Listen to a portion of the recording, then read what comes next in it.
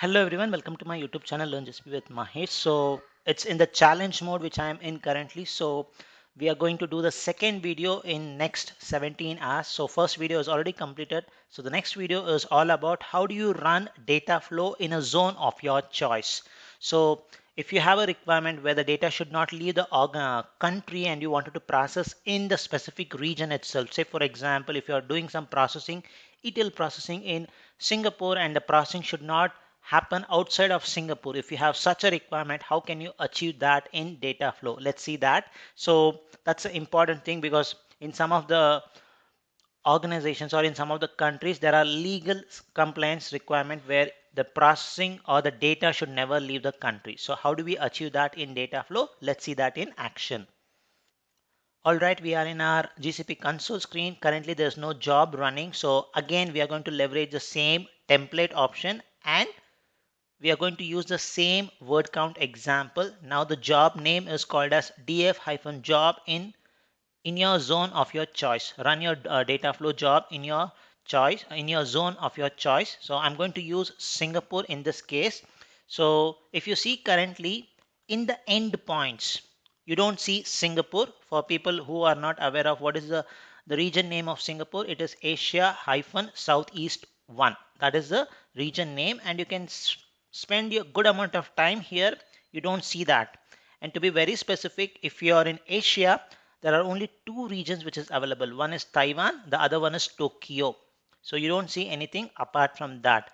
Now, when you just leave it as Taiwan, like the example which I showed you in the first video, it will run, the virtual machine will run in Taiwan region. So now we don't want that because the requirement is to run it in Singapore. How do we do that? So let's see that. It's the same thing, same example which we did last time. So same parameters. I'm not going to explain that. So let's go down and click on the optional parameters, which is very important. We had leveraged that in the previous video also. What we will do is we'll this time also leverage the internal IP address. Let's do that.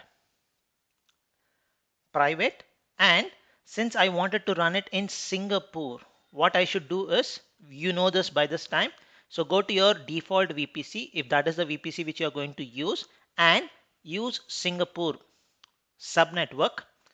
Make sure the private Google access is enabled. I have done this to save the time. So you know how to do it. I have shown that in the previous video.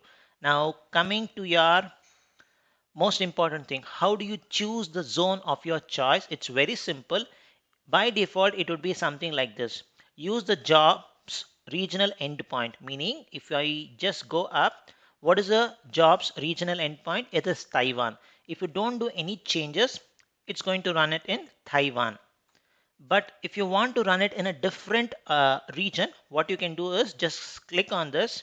You should see all the 24 regions. As of today, 12th July 2020, there are 24 regions. So if I just go, I want Singapore. And in specifically in Singapore, I wanted to run it in Singapore A zone. This is my requirement. Now, if I click on the command line, you should see the change here. So the first change is private Google access. That's the one thing. The other flag which is very important is the worker node zone. That's what you are indicating. So click on close. Now if I click on run, what will happen is it will create a virtual machine, basically an instance group, and it's going to be starting with one instance, one virtual machine. It will be created in Singapore A zone with internal IP address only. That's what it's going to happen.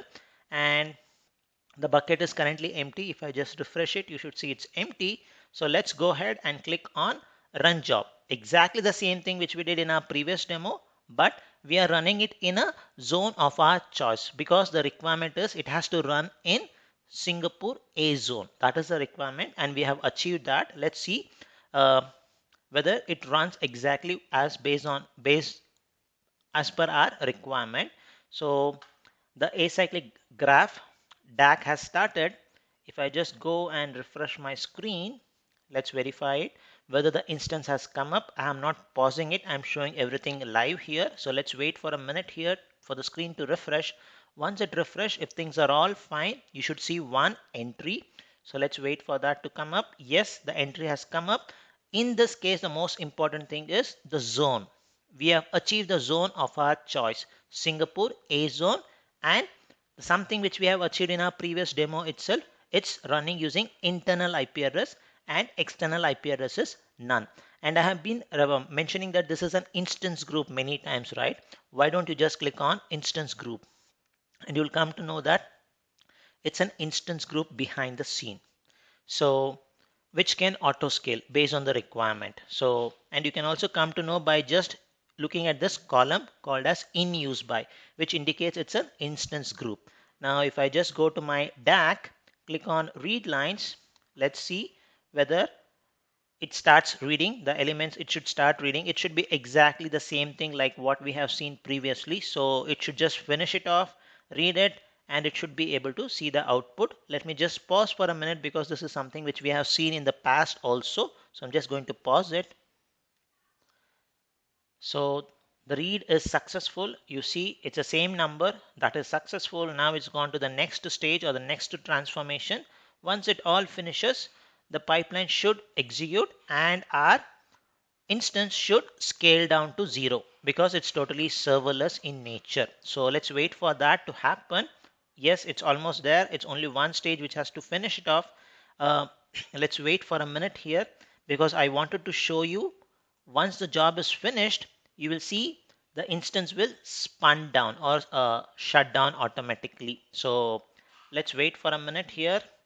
Yes, it has finished. Now if I just go to my virtual machine screen and click on refresh, you see that it's spinning down.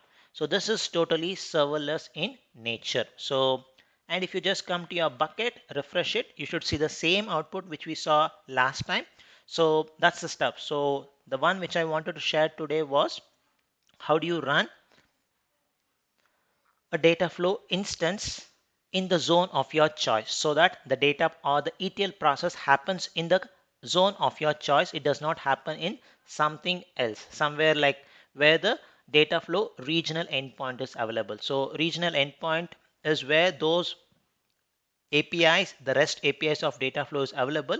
But if you want to process it in a different zone of your choice, use that option of hyphen worker zone and mention the zone details. So that's a video which I wanted to share today, number 2. So thank you for watching.